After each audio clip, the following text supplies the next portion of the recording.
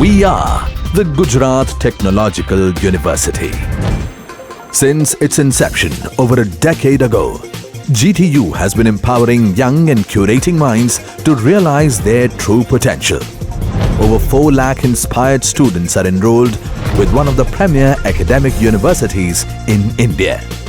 With more than 450 affiliated colleges in its fold operating across 5 zones of the state, GTU, the International Innovative University, your place to move forward.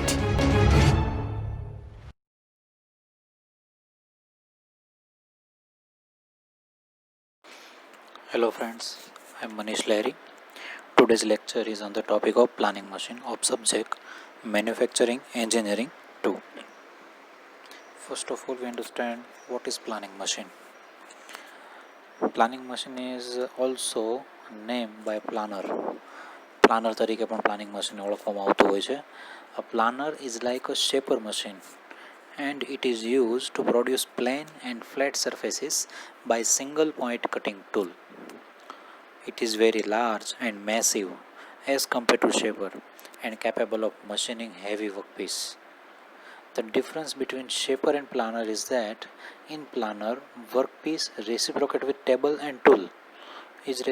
Tool is stationary, and in shaper, tool is reciprocate with ram and workpiece stationary. Okay. Shaper machine જે રીતે work કરતું હોય છે same principle પર planer machine work કરતું હોય છે but minor differences છે.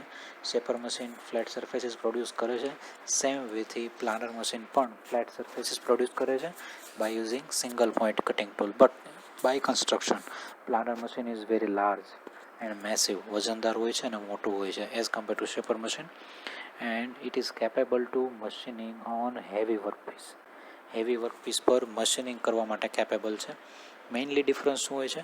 શેપર મશીનની અંદર ટૂલ રેસિપ્રોકેટિંગ મોશન કરે છે અને કટિંગ કરે છે, જ્યારે ટેબલને ફીડ પ્રોવાઈડ કરવામાં આવતી હોય છે. In planer machine tool is tool stationary છે અને ટૂલને ફીડ પ્રોવાઈડ કરવામાં આવતી હોય છે, જ્યારે વર્કપીસ ટેબલ પર રેસિપ્રોકેટિંગ મોશન કરતું હોય છે. This is the planning machine. Types of planning machine. There are basically 5 types of planning machine.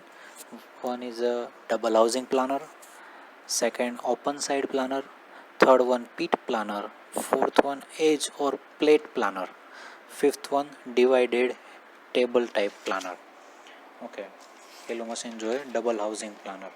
The double housing planner machine is most widely used in workshops. Generally આ બધા planer મશીનમાંથી double housing પ્લાનરનો use વર્કશોપની અંદર વધારે પડતો થતો હોય છે. We understand by the figure. This figure is a double housing planer figure. Okay, double housing પ્લાનરની ફિગર છે. ઓકે, સમજીએ. Double housing planer has a bed which is a box like casting. Okay, bed છે.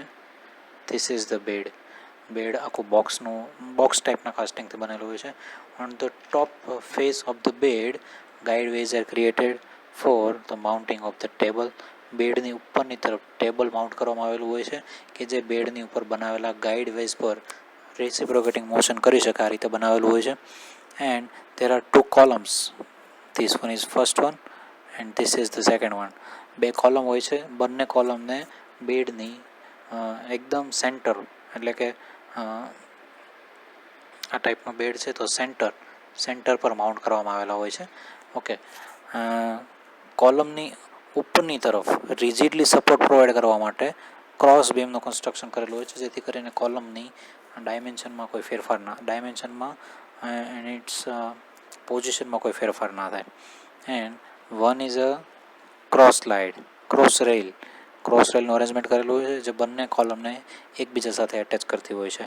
And cross રેલની અંદર cross feed માટેના screw provide કરેલા હોય છે, down feed માટેના સ્ક્રૂ પ્રોવાઈડ કરેલા હોય છે, જેથી કરીને આપણે ટૂલને રેસિપ્રોકેટિંગ ફીડ પ્રોવાઈડ કરી શકીએ. ઓકે, બેડની ઉપરની તરફ આવેલા જે બંને કોલમ છે આના પર એક ટૂલ પોસ્ટ રાખવામાં આવેલું હોય છે. એન્ડ જે ક્રોસ રેલ છે, ક્રોસ રેલની ઉપર જનરલી 2 ટૂલ પોસ્ટ રાખવામાં આવેલા હોય છે. આ રીતનું કન્સ્ટ્રક્શન હોય છે ડબલ હાઉસિંગ પ્લાનર મશીનનું. અને આ ટાઈપનું પ્લાનર મશીન જે છે, આ ટાઈપનું પ્લાનર મશીન આપણે ફર્ધર સ્ટડી કરવાના છીએ. ઓકે, સો આમાં અત્યારે ડિટેલમાં નથી ઉતરતા. This type of machine is study in further slides.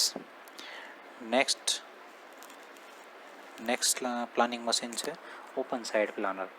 Okay, the difference between double housing planner and open side planner is only that double housing planner has a double column and open side planner has a single column. As per shown in the figure ની અંદર જોઈએ તો આ figure open side planar મશીનની છે. Okay, એની અંદર જોઈએ તો this is the bed. On the top surface of the bed the table is existing. Okay, table આવેલું હોય છે and the column is resting at one side of the bed. બેડની એક બાજુ પર કોલમનું કન્સ્ટ્રક્શન કરવામાં આવેલું હોય છે and the cross rail is mounted on the column. કોલમની ઉપર ક્રોસ રેલનું માઉન્ટિંગ કરવામાં આવેલું હોય છે. અહીંયા જોઈ શકીએ એ રીતના ક્રોસ રેલ પર 2 ટૂલ પોસ્ટ છે, જ્યારે કોલમ પર 1 ટૂલ પોસ્ટ છે. એટલે generally 3 tool post open side planer machine પર આપણે રેસ્ટ કરાવી શકતા હોઈએ છીએ.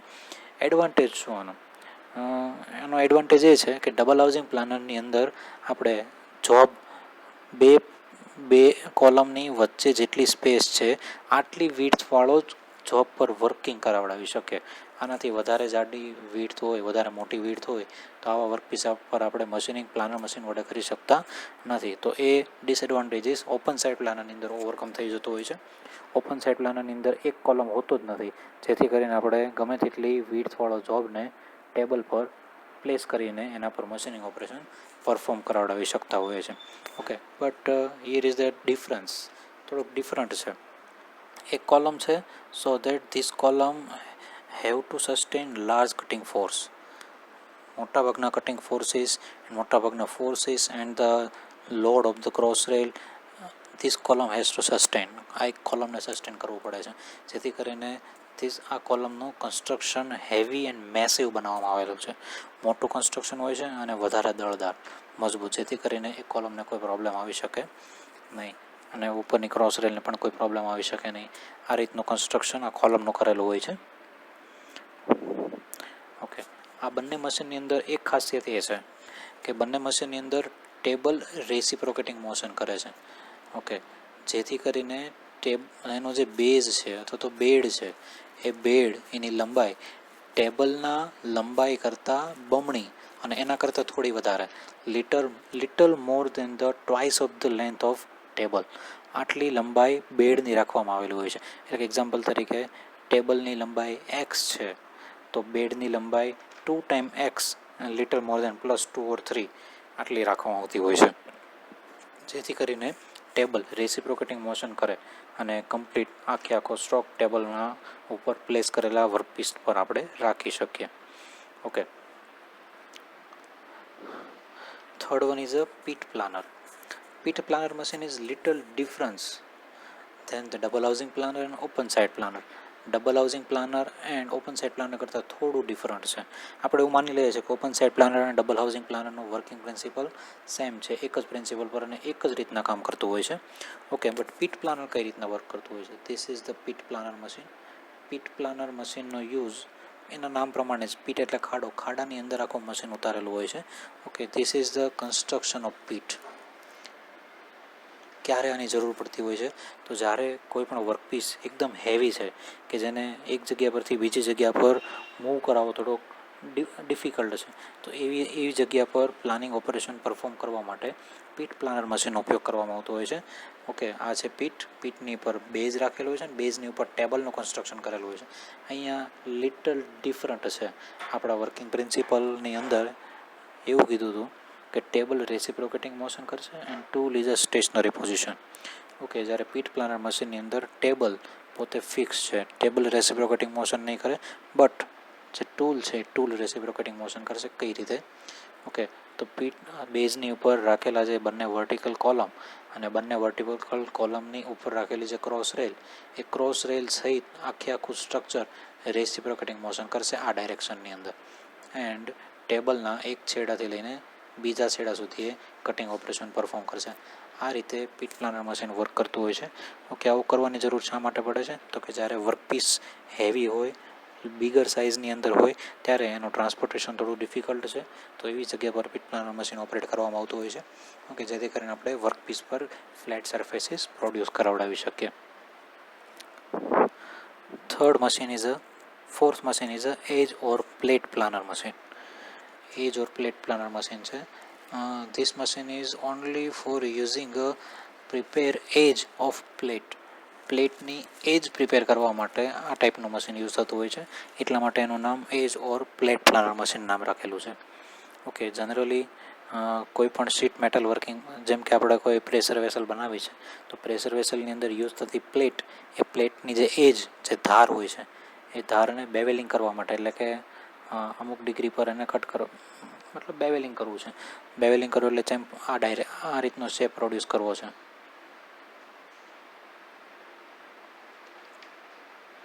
આ રીતનું. ઓકે, બેવેલિંગ, ધારને બેવેલ કરવી છે,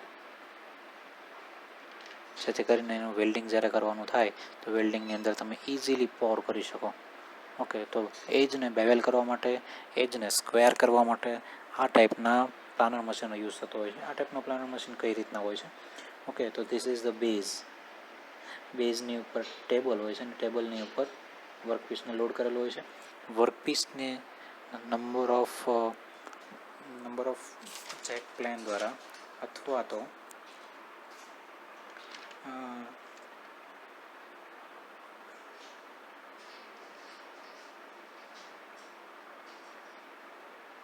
નંબર ઓફ ક્લેમ્પ દ્વારા વર્કપીસને ટાઈટ કરવામાં આવેલો હોય છે.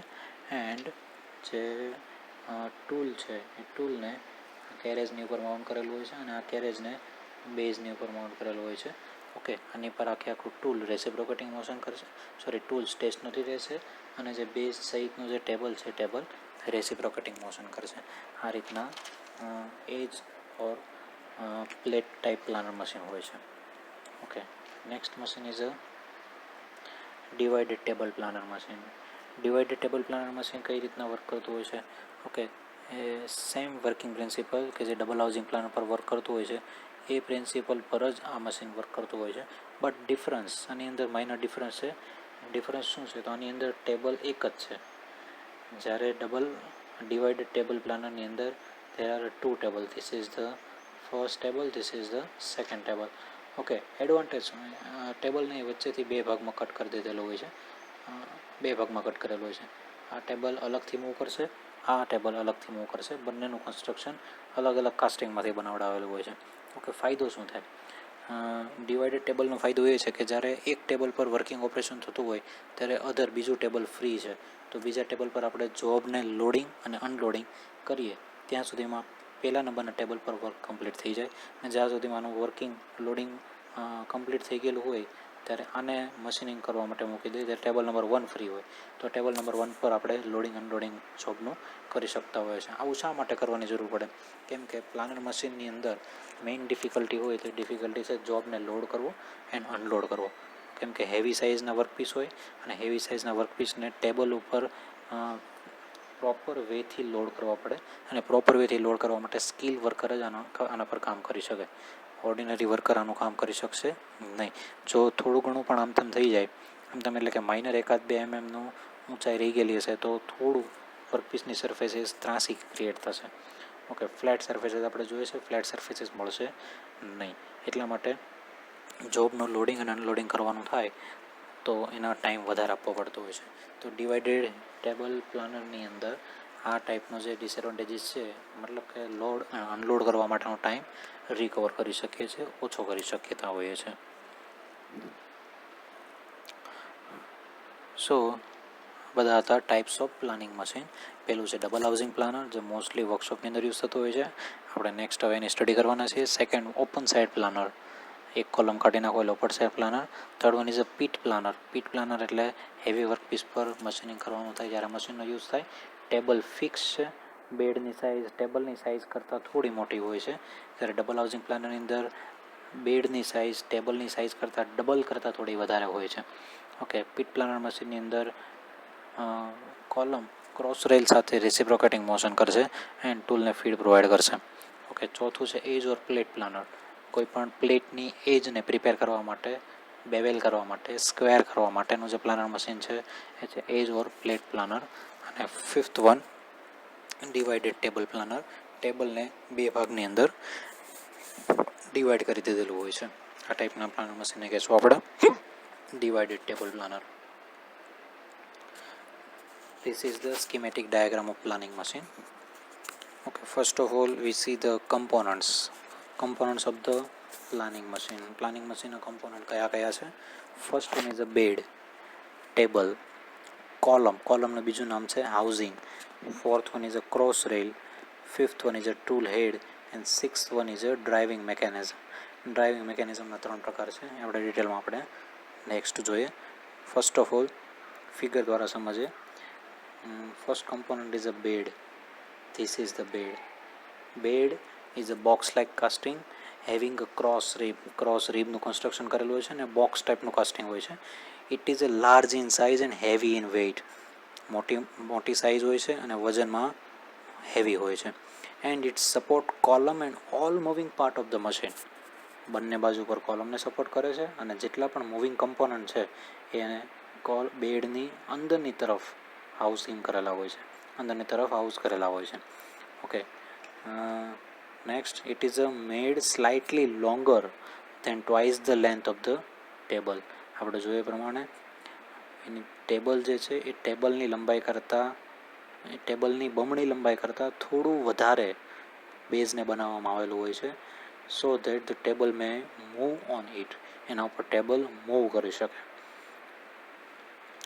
ઇન સ્ટાન્ડર્ડ છે planar machine. 2 V types of guideways are provided on top of the bed for reciprocating motion for table. બેડની ઉપરની તરફ V ટાઈપના ગાઈડવેઝ બનાવેલા હોય છે. ગાઈડવેઝ સિંગલ પણ હોઈ શકે, બે ડબલ પણ હોઈ શકે, ત્રિપલ પણ હોઈ શકે. અમુક ટાઈપના મશીનની અંદર આ ગાઈડવેઝ ફ્લેટ પણ બનાવવામાં આવેલા હોય છે જેથી કરીને ટેબલ ઇઝીલી રેસિપ્રોકેટિંગ મોશન કરી શકે. The guideways should be horizontal, true and parallel to each other. Horizontal હોવા જોઈએ, ટ્રુ કરેલા હોવા જોઈએ, એટલે કે ક્યાંયથી પણ ઊંચા નીચું ના હોવું જોઈએ. And parallel to each other, બંનેને એક સરખા પેરેલલ હોવા જોઈએ જેથી કરીને ટેબલની રેસિપ્રોકેટિંગ મૂવમેન્ટ ત્રાસી ના ચાલે, કમ્પ્લીટ હોરિઝોન્ટલ પ્લેન પર જ વર્કિંગ કરે.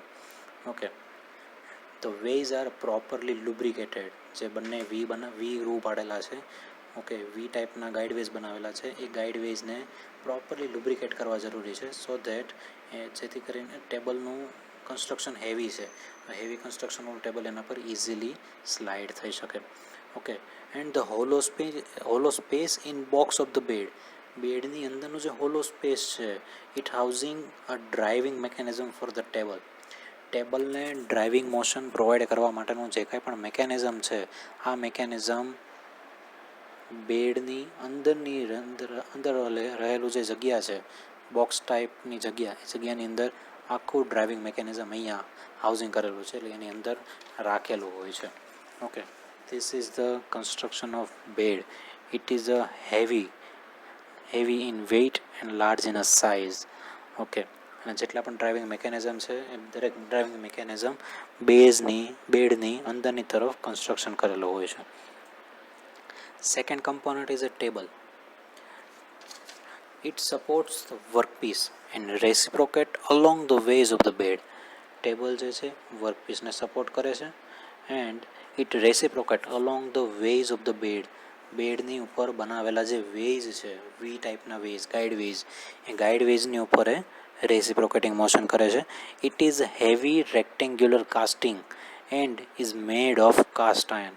હેવી રેક્ટેન્ગ્યુલર કાસ્ટિંગ છે, આખું સિંગલ કાસ્ટિંગ છે and made of the cast iron, pure cast આયર્નમાંથી બનાવેલું હોય છે. The top surface is accurately finish and T slots are provided on entire length. ટેબલની ટોપ સરફેસીસ જે છે એ top surfaces accurate finishing condition કરેલી હોય છે, એની ઉપર ટી સ્લોટ પ્રોવાઈડ કરેલા હોય છે આખી લેન્થની અંદર. Okay, at each end of the ટેબલના દરેક એન્ડ પર, દરેક છેડા પર hollow space is left which act as a trough for collecting chips.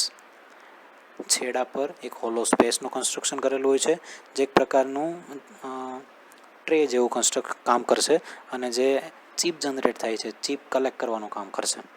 Okay, the side of the table is at the side of the table one guide ways is provided. એક પ્રકારનું guide ways ત્યાં એક ways ત્યાં બનાવેલો હોય છે. એ ways શું કરશે તો એ જગ્યા પર ટ્રીપ ડોગ મૂકેલા હોય છે. ઓકે, જે ટ્રીપ ડોગ ટેબલને રિવર્સ કરવાનું કામ કરે છે.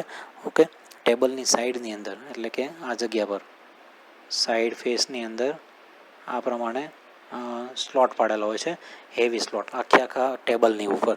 એ જગ્યા પર ટ્રીપ ડોગનું કન્સ્ટ્રક્શન આપણે કરી શકીએ. ટ્રીપ ડોગને જે પોઝિશન પર રાખો એ પોઝિશન પર રાખી શકીએ, જેથી કરીને ટેબલને કેટલા ડિસ્ટન્સ પછી રિવર્સ કરવું એ ટ્રીપ ડોગ નક્કી કરશે, એ ટ્રીપ ડોગની પોઝિશન નક્કી કરશે. ઓકે, તો આ રીતના ટેબલનું કન્સ્ટ્રક્શન હોય છે.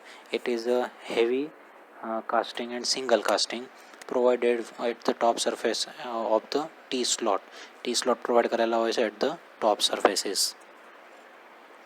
This is the construction of table. Third component is a housing or column. Okay. It is a rigid box like vertical structure. એક પ્રકારનું rigid box છે and vertical structure છે, place on each side of bed and fasten to the side of the bed. બેડની બંને side પર each side of the bed કોલમનું construction કરેલું હોય છે આ રીતે, એન્ડ એ જગ્યા પર ફાસ્ટન કરેલું હોય છે એટલે કે ત્યાં ફિક્સ કરી દીધેલું હોય છે. The front face of each housing is accurately machine. દરેક હાઉસિંગ, સપોઝ આ હાઉસિંગની વાત કરીએ તો હાઉસિંગની ફ્રન્ટ ફેસ એટલે કે આ ફ્રન્ટ ફેસ એક્યુરેટલી મશીનિંગ કરેલી હોય છે for smooth movement of cross rail up and down. જે ક્રોસ રેલનું માઉન્ટિંગ એના પર થવાનું છે એ cross rail easily smooth movement કરી શકે અપ એન્ડ ડાઉન, એટલા માટે ફ્રન્ટ ફેસ હાઉસિંગની એક્યુરેટલી મશીનિંગ કરેલી હોય છે. The housing encloses the cross rail elevating screw, vertical and cross feed screw. જે હાઉસિંગ છે એ housing cross rail elevating screw consisting કરે છે, મતલબ રાખે છે. વર્ટિકલ એન્ડ ક્રોસ ફીડ સ્ક્રૂનું કન્સ્ટ્રક્શન પણ એની અંદર જ કરેલું હોય છે. ઇન શોર્ટ એલિવેટિંગ સ્ક્રૂનું કન્સ્ટ્રક્શન કરેલું હોય છે. Okay, and the housing also contain tool head.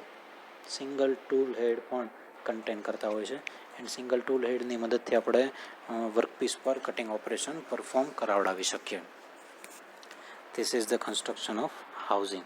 Okay, next thing, housing is a vertical type member and its top face is free, so the one cross beam is attached over the top of the housing.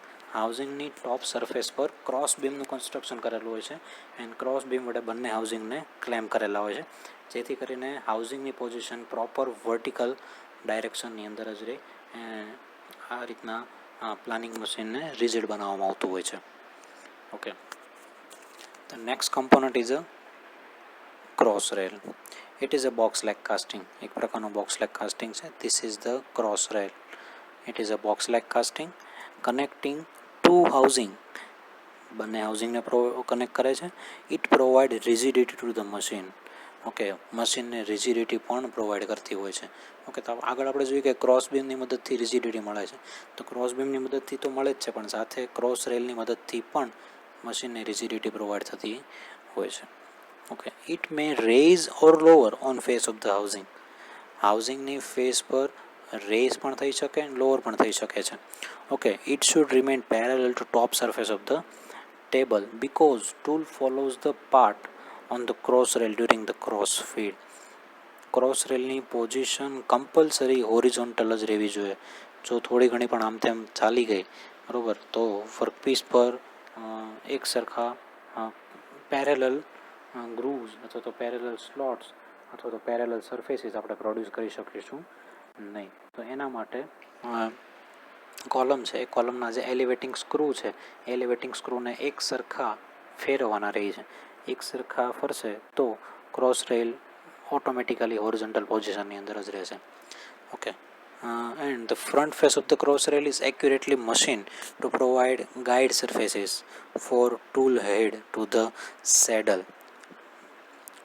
then it is usually contain two tool head.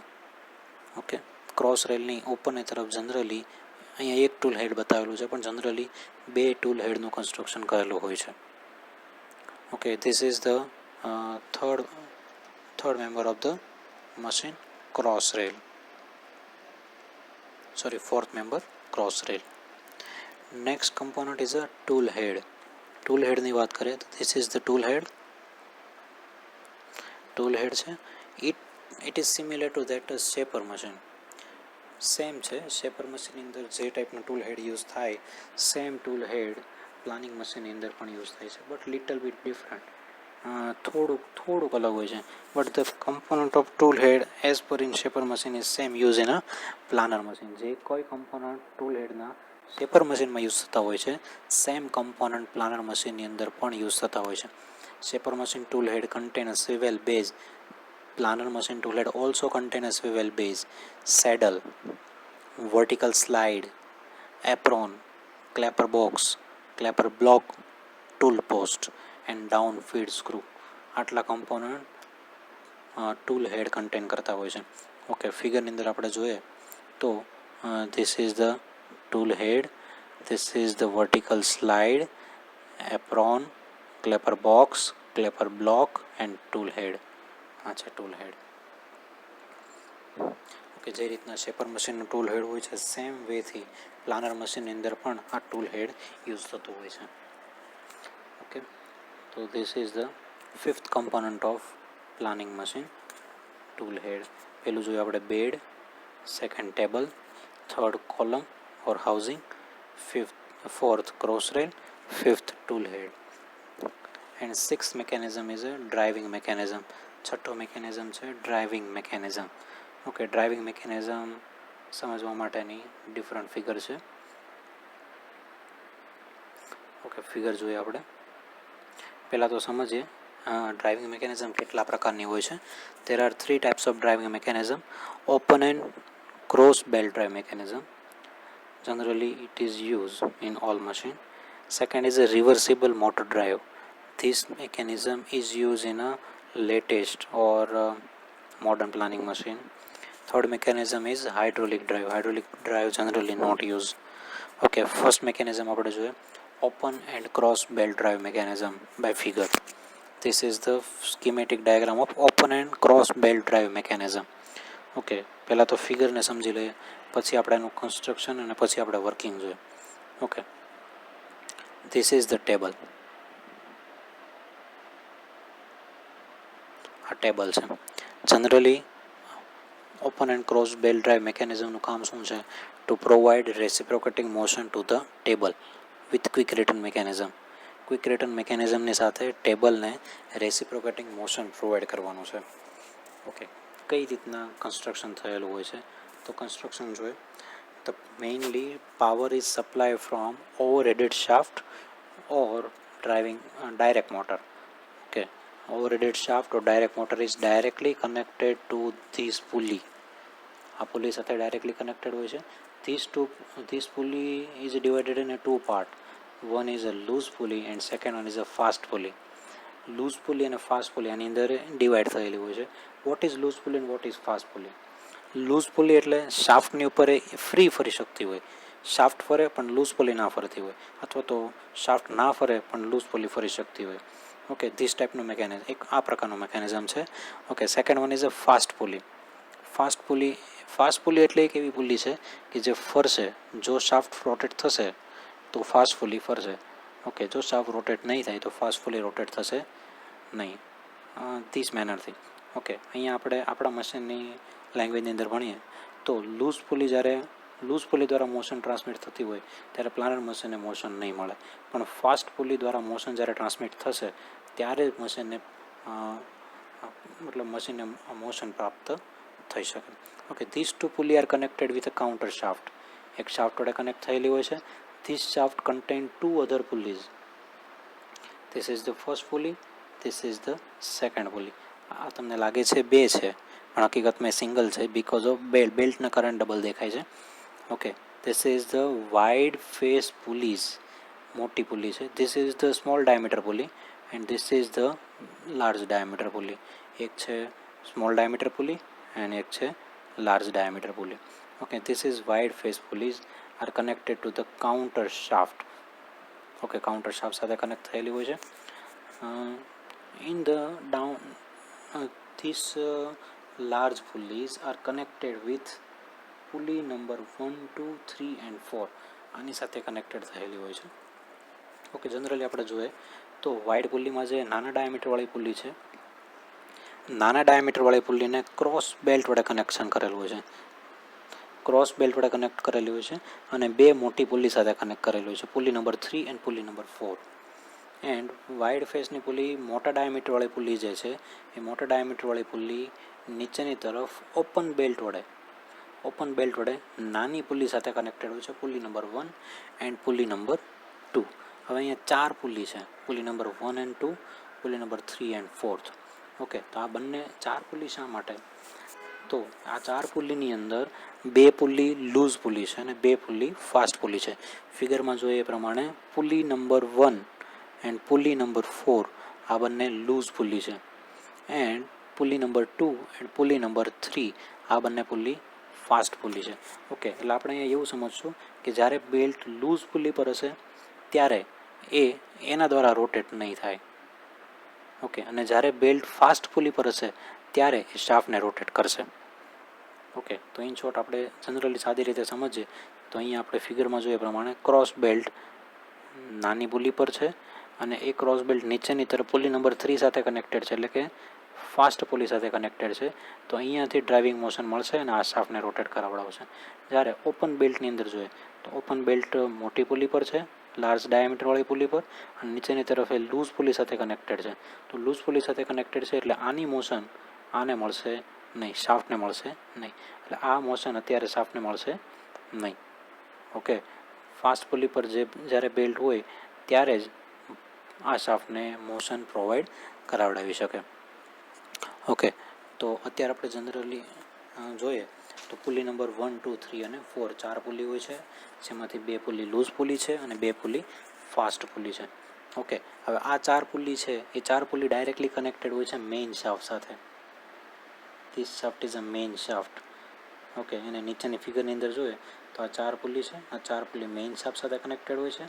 This main shaft is connected with gear number 5, gear number 5 is connected with gear number 6, gear number 6 is connected with gear number 7, and gear number 7 is connected with gear number 8.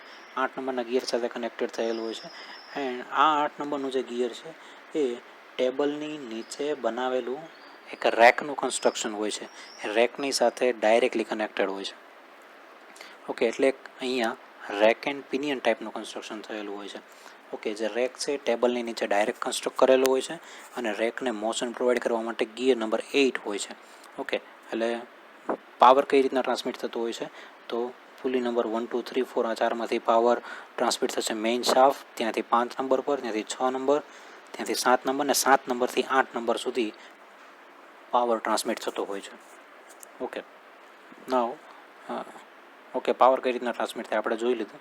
Okay, next જોઈએ what is the why cross belt and open belt are use. Open belt અને cross belt શા માટે use કરવામાં આવતા હોય છે? Okay, તો generally આપણે જોઈએ તો ઓપન બેલ્ટથી સમજીએ તો જ્યારે અહીંયા મોશન મળતી હોય છે ત્યારે આ મોશનના કારણે સપોઝ કે લાર્જ ડાયામીટરવાળી પુલ્લી રોટેટ થાય છે, સપોઝ એ ક્લોકવાઇઝ ડાયરેક્શનની અંદર રોટેટ થાય છે, તો ક્લોકવાઇઝ ડાયરેક્શનવાળી પુલ્લીનું મોશન ટ્રાન્સમિટ થશે, નીચે સુધી આવશે તો ક્લોકવાઇઝ ડાયરેક્શનની અંદર મોશન થશે. આ ક્લોકવાઇઝ થશે એટલે સપોઝ કે ટેબલ ફોરવર્ડ સ્ટ્રોકની અંદર સ્ટ્રોક કમ્પ્લીટ કરે છે. ઓકે, તો હવે તો આપણે રિટર્ન સ્ટ્રોક જોઈએ. After completing the forward stroke, તો રિટર્ન સ્ટ્રોક પરફોર્મ કરવા માટે મારે આની આ બેલ્ટ સિસ્ટમ વડે જો હું મોશન ટ્રાન્સમિટ કરાવ્યા કરશું તો ટેબલ કમ્પલસરી ફોરવર્ડ સ્ટ્રોકની અંદર જ જશે, રિટર્ન સ્ટ્રોક તો પરફોર્મ થવાનો છે નહીં. તો રિટર્ન સ્ટ્રોક પરફોર્મ થવા માટે બેલ્ટને ક્રોસ કરી દઈશું. ઓકે, ક્રોસ બેલ્ટ કઈ રીતના હશે? ઓપન બેલ્ટ પહેલાં જોઈએ. ઓપન બેલ્ટની અંદર સપોઝ આ ડ્રાઇવિંગ પુલ્લી છે, ડ્રીવન પુલ્લી છે, તો આ રીતના કન્સ્ટ્રક્શન થયું. જો ક્લોકવાઇઝ ડાયરેક્શનમાં ફરશે તો આને પણ ક્લોકવાઇઝ ડાયરેક્શનની અંદર ફરાવશે. ઓકે, તો આ ટાઈપનું કન્સ્ટ્રક્શન થયું ઓપન બેલ્ટનું. ક્રોસ બેલ્ટનું કન્સ્ટ્રક્શન કઈ રીતનું છે? તો આ ડ્રાઈવર પુલ્લી છે, આ ડ્રીવન પુલ્લી છે. ડ્રાઈવર પુલ્લીનું આ રીતના ક્રોસ બેલ્ટ લગાડેલો હોય છે, અહીંથી આ રીતે કન્સ્ટ્રક્શન થયેલું હોય છે. એટલે જો આ ક્લોકવાઇઝ ડાયરેક્શનમાં ફરે તો અહીંથી બેલ્ટ આ ડાયરેક્શનમાં આવશે અને આ ટાઈપથી આને આ ડાયરેક્શનની અંદર મોશન આપશે. એટલે કે એન્ટી ક્લોકવાઇઝ ડાયરેક્શનમાં મોશન આપશે. એટલે કે ક્રોસ બેલ્ટ ડ્રાઈવનો યુઝ મોશન રિવર્સ કરવા માટે કરીએ છીએ. એક રીતે આવું પણ આપણે કહી શકતા હોઈએ છીએ. સેકન્ડ, ક્રોસ બેલ્ટની અંદર જોશો તો અહીંયા બેલ્ટનું કવરેજ એરિયા એટલે કે આર્ક લેન્થ વધી જાય છે, કેમ કે આપણે બેલ્ટને ક્રોસ કરીએ છીએ.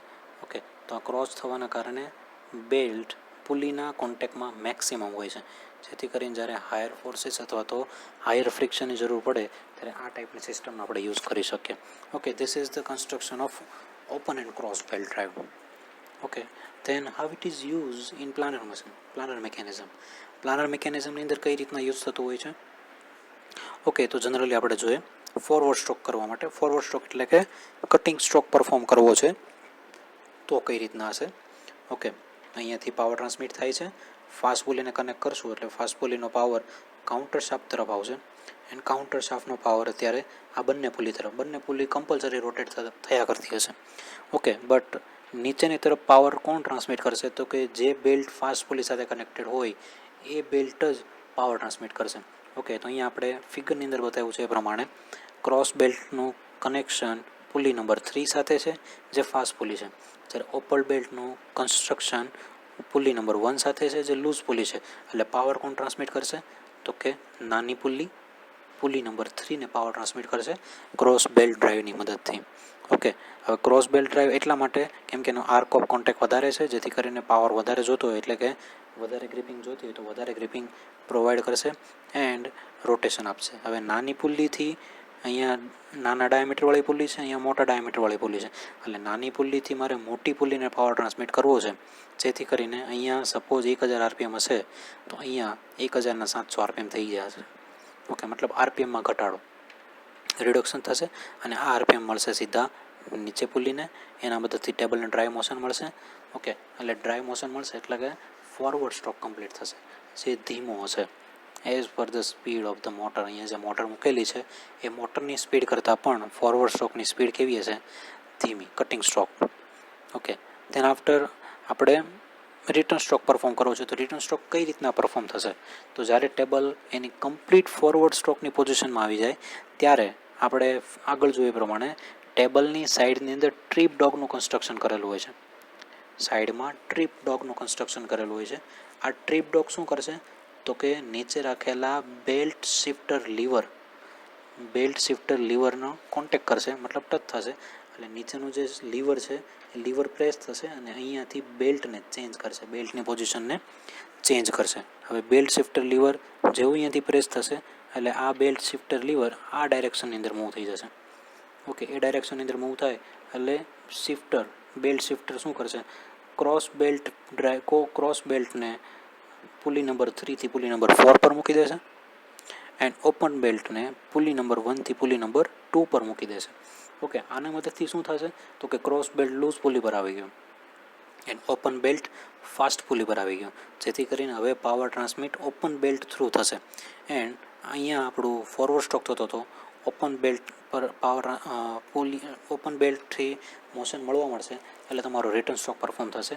એટલે કે અહીંયા ક્લોકવાઇઝ ડાયરેક્શન છે તો આની પણ ક્લોકવાઇઝ ડાયરેક્શન જ હશે. જ્યારે અહીંયા કેવું તો આ ક્લોકવાઇઝ ડાયરેક્શન છે તો આની એન્ટી ક્લોકવાઇઝ ડાયરેક્શન હશે, એટલે ડાયરેક્શન ચેન્જ થવાના કારણે રિટર્ન સ્ટ્રોક પરફોર્મ થશે. ઓકે, હવે આપણે રિટર્ન સ્ટ્રોક જોઈએ છે ફાસ્ટર. રિટર્ન સ્ટ્રોક પરફોર્મ થશે એટલે કે આ ફરશે, એને મોશન મળશે અને રિટર્ન સ્ટ્રોક થશે. આપણે રિટર્ન સ્ટ્રોક જોઈએ છે ફાસ્ટર, તો ફાસ્ટર રિટર્ન સ્ટ્રોક કઈ રીતના આવી શકે? ક્વિક રિટર્ન મિકેનિઝમ આપણે જોઈ ગયા. તો ક્વિક રિટર્ન કઈ રીતના પરફોર્મ થતું હોય છે? તો અહીંયા ઉપરની તરફ બિગ પુલી છે, મોટી પુલી, અને નીચેની તરફ છે સ્મોલ પુલી. તો મોટી પુલીથી નાની પુલી પાવર ટ્રાન્સમિટ થાય, અહીંયા 1000 RPM હશે તો નીચે સુધી પહોંચતા એ 2000 RPM થઈ ગયેલું હશે. જ્યારે ક્રોસ બેલ્ટ પરની પુલીમાં કેવું હતું, અહીંયા 1000 હતું તો અહીંયા 700 RPM સમથિંગ હોવું જોઈએ. ઓકે, એટલે અહીંયા તમારા RPM ડબલ થઈ ગયા હશે, ઓલમોસ્ટ વધી ગયા હશે, જેથી કરીને તમારો સ્ટ્રોક કમ્પ્લીટલી રિટર્ન થઈ શકે.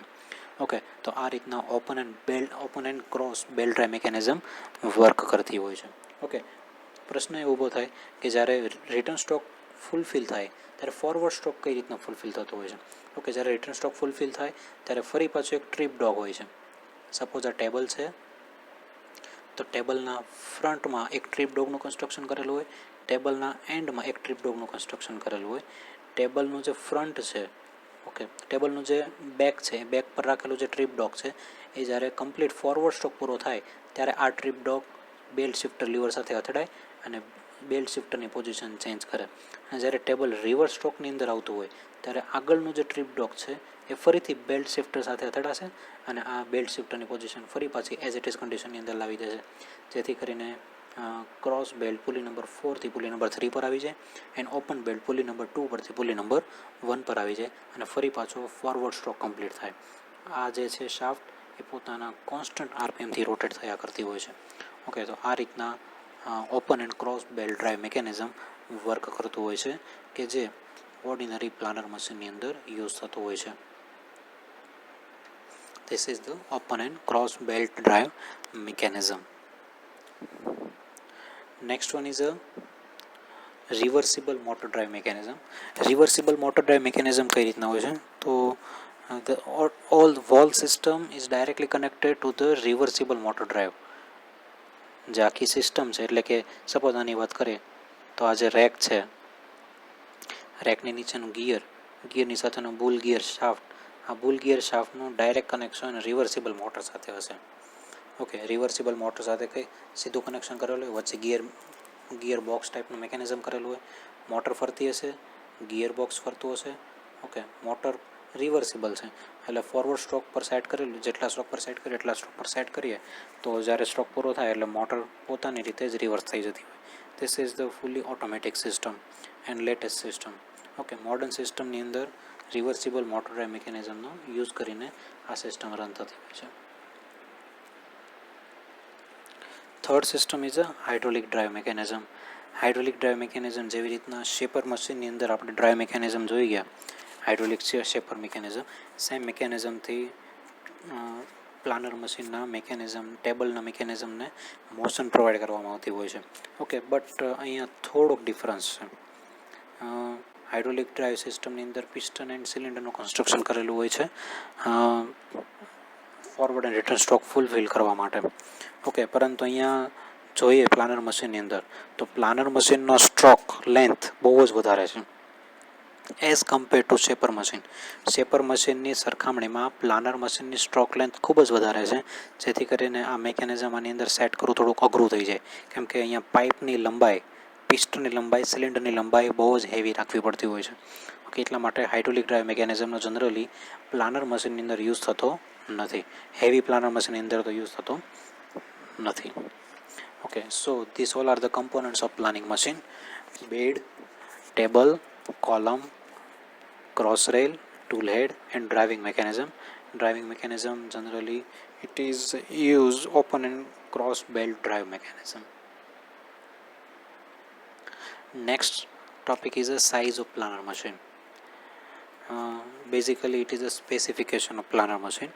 Okay, the size of standard planer is specified by size of the table. ટેબલની સાઇઝ પરથી જનરલી પ્લાનર મશીનની સાઇઝ નક્કી કરવામાં આવતી હોય છે.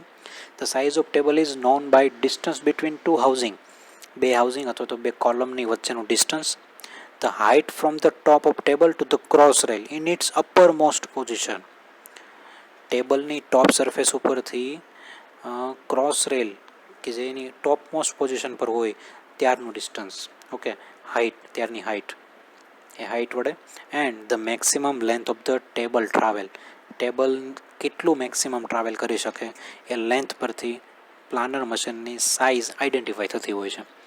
ઓકે, ત્રણ થિંગ છે, ત્રણ વસ્તુ: ડિસ્ટન્સ બિટવીન ટુ હાઉસિંગ એટલે કે બે કોલમ વચ્ચેનું distance, the height from the top of the table to the cross rail in its uppermost position.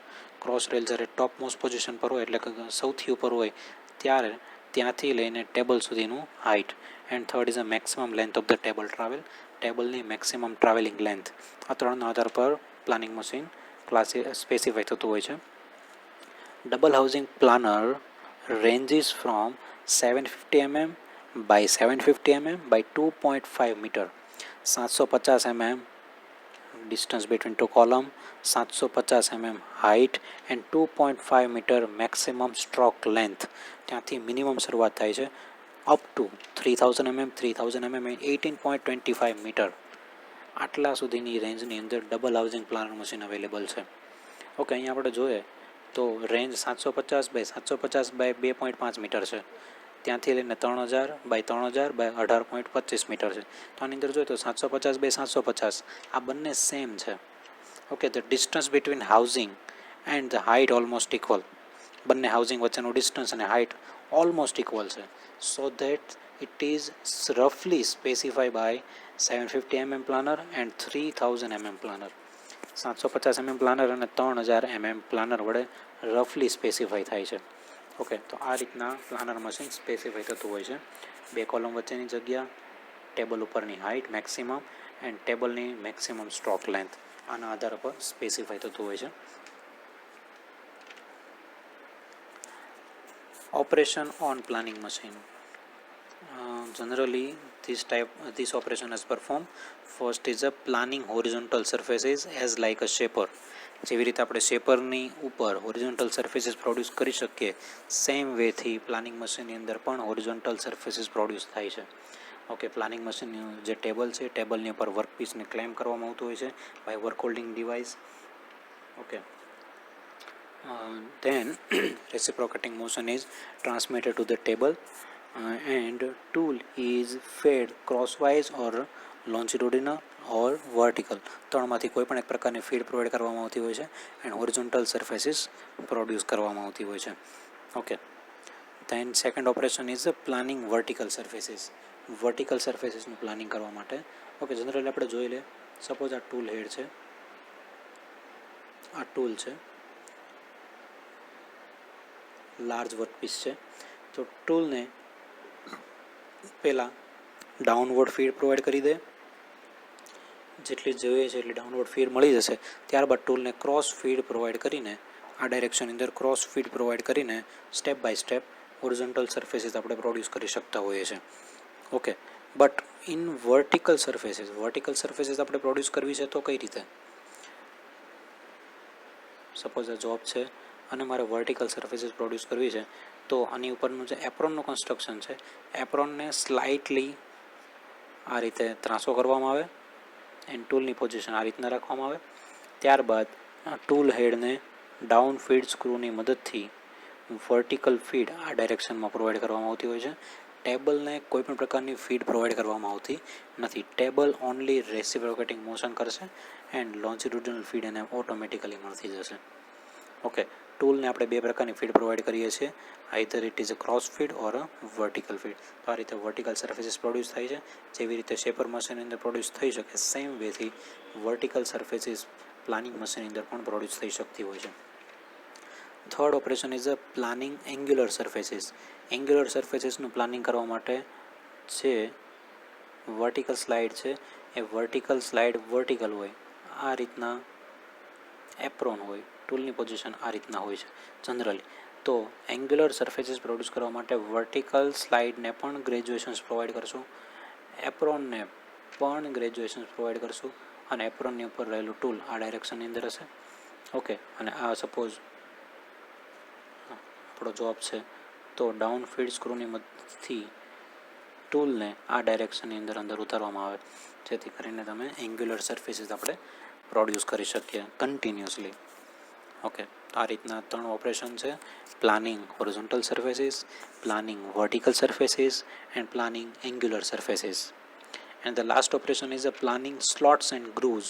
Slots અને ગ્રૂવ્સ પાડવા છે. સપોઝ મારે અહીંયા સ્લોટ પાડવો છે, તો આ સ્લોટ પાડવા માટે મારી પાસે સ્લોટિંગ ટૂલ જોઈએ. ગ્રૂવ્સ પાડવો છે તો ગ્રુવિંગ ટૂલ જોઈએ. અને જે રીતે આપણે હોરિઝોન્ટલ સર્ફેસીસ પ્રોડ્યુસ કરતા હોય છે, સેમ વેથી સ્લોટિંગ ઓપરેશન પરફોર્મ કરવામાં આવતું હોય છે. And the top face of the work piece is slots by planning machine. Planning મશીનની ઉપર આ રીતના કમ્પ્લીટ સ્લોટિંગ ઓપરેશન પરફોર્મ કરી શકતા હોય છે.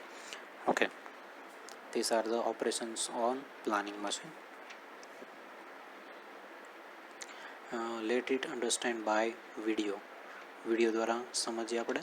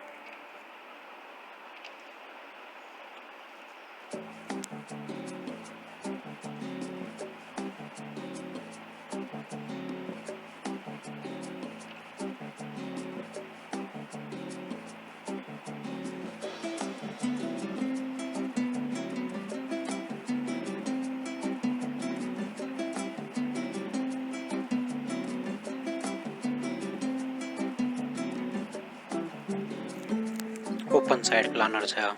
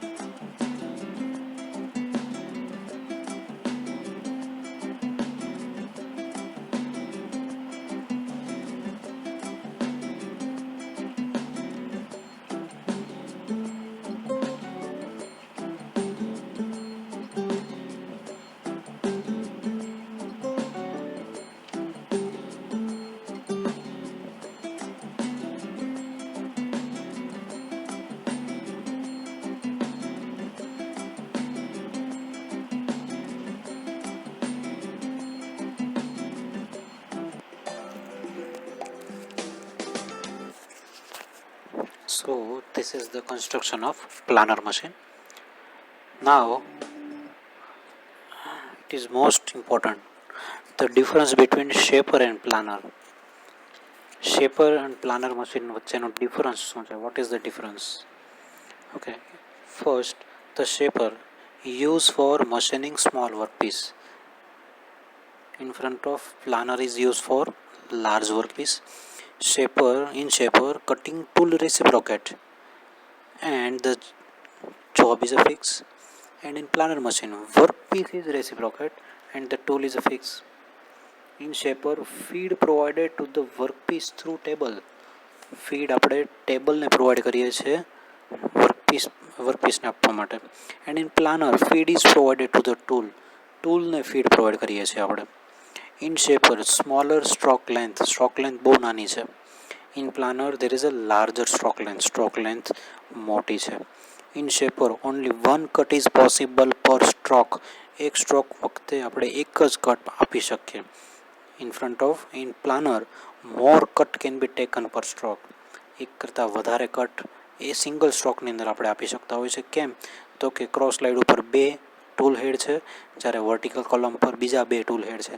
એકસાથે મિનિમમ આપણે 4 કટ આપણે એકસાથે પ્રોવાઈડ કરી શકતા હોઈએ છીએ. In shaper, one workpiece can machine at a time. એક વખતમાં ખાલી એક જ વર્કપીસ પર આપણે મશીનિંગ કરી શકીએ શેપર મશીન પર. In planer, many small workpiece can be machine at a time. એક કરતાં વધારે ઘણા બધા નાના વર્કપીસ પર એક જ વખતમાં મશીનિંગ આપણે કરી શકતા હોય છે in planer, because the length of the table of planer is very big, very high. Then in shaper, workpiece surfaces is not precise and accurate. એટલી બધી પ્રિસાઇઝ અને એટલી બધી એક્યુરેટ નથી મળતી જેવી પ્લાનરમાં મળતી હોય છે. And in planer, maximum precision and accuracy can be obtained. Maximum precision અને એક્યુરેસી આપણે મેળવી શકતા હોઈએ છીએ પ્લાનર મશીન પર. In shaper, workpiece setting is simple and speedy. એકદમ ઝડપથી આપણે કરી શકીએ સિમ્પલ વેથી શેપર મશીનમાં. And in planer, workpiece setting is very complex and require more cure. બહુ વધારે પડતું જટિલ છે વર્કપીસને ક્લેમ કરવું એન્ડ વધારે પડતી કાળજી રાખવી પડે છે. આપણે અંદર જોઈએ પ્રમાણે સ્કિલ વર્કર સિવાય પ્લાનર મશીન પર કોઈ પણ વ્યક્તિ વર્કપીસ ફિટ કરી શકશે નહીં. જે સ્કિલ વર્કર છે એ જ કરી શકશે. In shaper, rough feed and more depth of cut are not possible.